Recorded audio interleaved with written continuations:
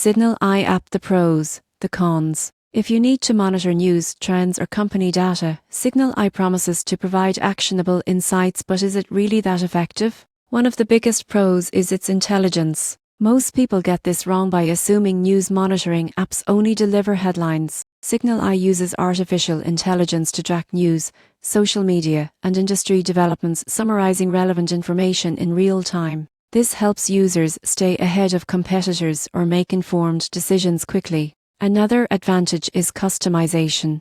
You can create alerts for specific topics, companies, or industries, ensuring you only see information that matters. The platform also provides analytics, showing sentiment trends, media coverage volume, and other metrics that can guide strategy. Signal Eye supports team collaboration, allowing multiple users to access the same insights and share reports. Its dashboard is intuitive, helping users filter content and generate actionable intelligence without spending hours manually scanning sources. However, there are cons. Some users note that advanced features come at a premium, making it expensive for small businesses or individual users. Eye predictions are helpful, but not flawless, so human judgment is still required.